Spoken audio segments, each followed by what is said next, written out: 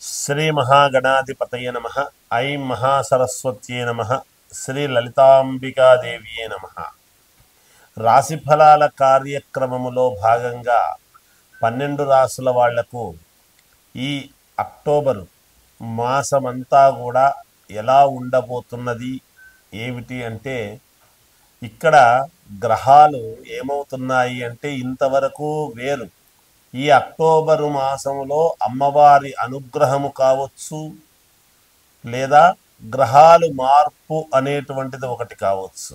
ఏమిటి మార్పు అంటే, శనేశ్వరుడు మీనములో ఉండేటువంటి శని మళ్ళీ కుంభములోకి వెనక్కి రావటం జరుగుతూ ఉన్నది.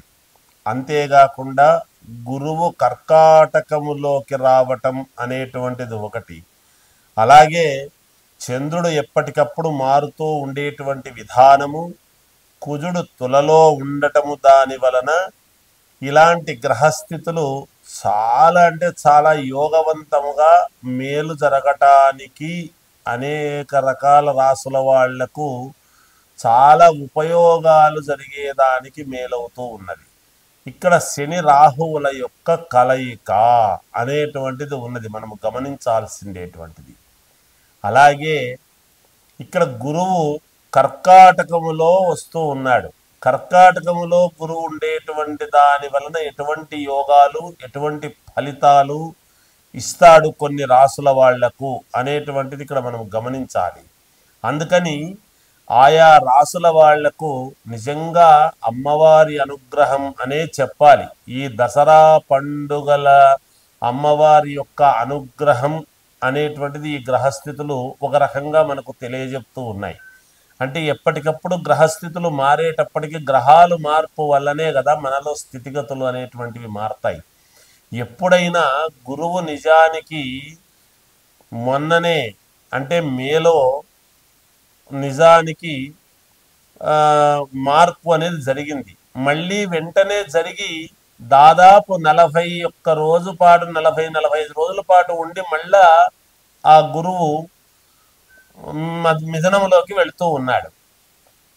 ఇలా గురువు మార్పు చెందినప్పుడల్లా మనకు పుష్కరాలు అనేటువంటివి రావటము కూడా అందరికీ తెలిసిన విషయమే. అలా 12 రోజుల పాటు మారినప్పటి నుంచి పుష్కరాలు అనేటువంటివి వస్తాయి. అంటే గురువు మార్పు చెందినప్పుడల్లా కూడా, మార్పు చెందేది 18వ తారీఖు అలా అయినా కూడా, కానీ దానికంటే ముందు 12 రోజుల ముందు, అలా 12 రోజుల తరువాత. ఎందుకు ఈ మాట 12 రోజుల ముందు అంటున్నానంటే, ప్రతి మనిషికి మనకు రోజుకు 24 గంటలు అనేటువంటిది ఉన్నది. ఆ 12 ఈ 12 24 గంటలు నిజంగా మారుతున్నాడు అనే దానికంటే ముందు గురువు 12 రోజుల ముందే యోగాన్ని ఇవ్వటం కూడా ఉంటుంది గాక. అందుకని ఈ యోగాలన్నీ కూడా ఎవరికి ఎలా ఉండబోతున్నాయి, ఏ రాసుల వాళ్లకు ఏ విధముగా ఉండబోతూ ఉన్నాయి, ఏ రాసుల వాళ్లకు ఎన్ని ఉపయోగాలు ఉన్నాయి, ఏమేమి అద్భుతాలు జరుగుతాయి అనేటువంటిది ఇప్పుడు మనము తెలియజేసుకుంటూ ఉన్నాము. అందరూ శ్రద్ధగా వినండి. వృషభ రాశి వారికి ఈ అక్టోబర్ మాసమంతా ఎలా ఉంటుంది అంటే అత్యద్భుతముగా ఉంటుంది, చాలా యోగదాయకముగా ఉంటుంది అనేటువంటిది తెలియజేస్తూ ఉన్నాను. ఎందుకు యోగదాయకముగా ఉంటుంది అంటే, ఉన్నటువంటి గ్రహస్థితులు మీరు అనుకున్నటువంటి పనులు అనుకూలముగా చేసుకోవటము, మీ వ్యాపార సంస్థలు ఎదగడానికి కావాల్సినటువంటి నిర్ణయాలు తీసుకోవటము, సరైనటువంటి సమయానికి మీటింగులు అవి పెట్టుకొని దాంట్లో నిర్ణయాలు తీసుకోవడం, అంటే నలుగురు కలిసి ఆఫీసులో మీరు నిర్ణయాలు తీసుకొని అందరూ మీ నిర్ణయానికే కట్టుబడి ఉండటము, మీ నిర్ణయానికి అనుగుణంగా వాళ్ళు సహకరించటం అనేటువంటిది జరుగుతుంది. ఆకస్మికముగా కొంత ధనం అనేటువంటిది మీరు చేసుకోగలుగుతారు. కొత్త కొత్త వ్యాపారాలు స్థాపించడానికి కావాల్సినటువంటి నిర్ణయాలు కానీ, కొత్త ఉద్యోగాలు సంపాదించుకోవటంలో కానీ చేసుకోగలుగుతారు. మీకు పూర్వము ఎవరైనా మాట ఇచ్చి ఉంటే ఆ మాట నిలబెట్టుకోవటానికి మీకు దోహదపడతారు. అలాగే మీరు ఎవరికైతే ఏదైతే మాట ఇచ్చి ఉంటారో అది తప్పకుండా ఏది ఏమైనా దేవాలయాలకు కానీ దేవాలయాలకు సంబంధించినటువంటి వాటికి కానీ దేవతామూర్తులకు చేయాల్సినటువంటిది ఏదైనా చేస్తాను అని అపస్మారక స్థితిలో కావచ్చు, మామూలుగానైనా కావచ్చు, కాకతాళీయంగా అయినా సరే మాట ఇచ్చుంటారు కదా, ఆ మాట నిలబెట్టుకోండి. ఇక్కడ ఇచ్చినటువంటి వ్యక్తులు ముఖ్యము కాదు, కానీ మీరు దేవుడికి చేస్తాను అన్నటువంటి మాట చాలా ముఖ్యముగా ఉంటుంది. ఆ మాట నిలబెట్టుకునేటువంటి విధముగా మీరు చేసుకోగలిగినారు అంటే మీ కుటుంబానికి, మీ పిల్లల శ్రేయస్సుకు, మీ భవిష్యత్తుకు చాలా యోగదాయకముగా ఉంటుంది. మాట తప్పొద్దండి, ఎందుకంటే మాటే చాలా ముఖ్యం జీవితంలో. మనుషులు పొరపాట్లు చేయడం సహజం, ఆ పొరపాటు సర్దిద్దుకొని ముందుకు పోవటం అనేటువంటిది చాలా యోగదాయకముగా ఉంటుంది. ఆ మాట ఏ విధముగా అన్నా మాట మాటే కదా. అందువలన ఏదైనా ఇస్తాను అని గనక అని ఉంటే అది తక్షణం ఇచ్చేయండి. మనం ఇచ్చేటువంటి వ్యక్తి మహోన్నతుడా, తక్కువవాడా, ఎక్కువవాడా అనేటువంటిది కాదు ఇక్కడ. కానీ మీరు ఇస్తాను అన్న పర్పస్ ఏమిటి అనేది చూసుకోండి.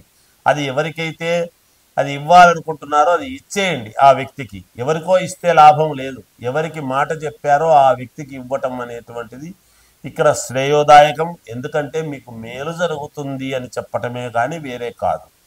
సరే, విద్యార్థులకు చాలా యోగదాయకముగా ఉంటుంది. రాజకీయాలలో ఉండేటువంటి వాళ్లకు చాలా అంటే చాలా యోగదాయకముగా ఉన్నది. మీరు అనుకున్నది అనుకున్నట్టు జరుగుతాయి. ఉద్యోగాలు చేసుకునేటువంటి వాళ్లకు చాలా వరకు మేలు జరుగుతుంది గాక. కళామ తల్లి సినిమాకు సంబంధించినటువంటి వాళ్లకు చాలా అనుకూలముగా ఉన్నది. కళలు అంటే వాద్యాలు వాయించేటువంటి వాళ్ళు కానీ, నృత్య కళాకారులు కానీ, ఇలాంటి కళాకారులకు చాలా యోగవంతముగా ఉన్నది. మీ వ్యక్తిగతమైనటువంటి జాతకాన్ని చూసుకొని ఏదైనా లోపాలు ఉంటే సరిదిద్దుకోండి, మేలు జరుగుతుంది. పరిహారాలు చేసుకోండి అనుకూలాన్ని బట్టి ఉంటేనే, లేకపోతే అక్కర్లేదు. మీ జాతకం వ్యక్తిగతమైన జాతకం చూస్తే తెలుస్తుంది గాక. ఇంకా మెరుగైనటువంటి ఫలితాలు మీరు సాధించుకోవాలి అని అనుకునేటువంటి వాళ్ళు శ్రీ మహావిష్ణువును ఆరాధించండి. ఈ మాసమంతా కూడా మీకు చాలా శ్రేయోదాయకముగా ఉంటుంది. జయోస్. శ్రీ మహాగణాధిపతయే నమః. ఐం మహాసరస్వత్యే నమః. శ్రీ లలితాంబికాదేవియే నమః. మనము ఏ పని చెయ్యాలి అన్నా మన మనస్సుతో, బుద్ధితో, మన వ్యక్తిత్వము, మన చేత్తో, మన ఆలోచనలతో, ఈ చేత్తో ఒక పని అనేటువంటిది చేస్తాం. ఉదాహరణకు ఒక మామూలుగా ఆటోమొబైల్స్ వాళ్ళు ఈ చేత్తోనే చేయాలి. ఒక ఉద్యోగం చేసుకునేటువంటి వాళ్ళు కంప్యూటరు అంటే కూడా ఈ చేత్తోనే నొక్కాలి.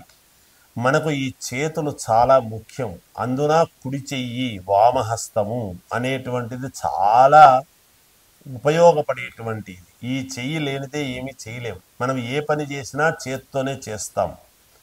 అయితే ఈ చేత్తో చేసేటువంటి వాళ్ళకు ఏమిటి అంటే, మనకు సాధారణంగా చాలామంది నాకు డబ్బులు నిలబడడం లేదు గురువుగారు, ధనము ఉండటం లేదు, ధనము ఆకర్షణ మనకు సంపాదించుకోవాలి, ఎలా రావాలి అని మధ్యతరగతి కుటుంబీకులు చాలా ఇబ్బందులు పడుతూ ఉంటారు. ఈ పనులు కావాలి, ఏ పని కావాలన్నా ఈ చేత్తోనే చెయ్యాలి.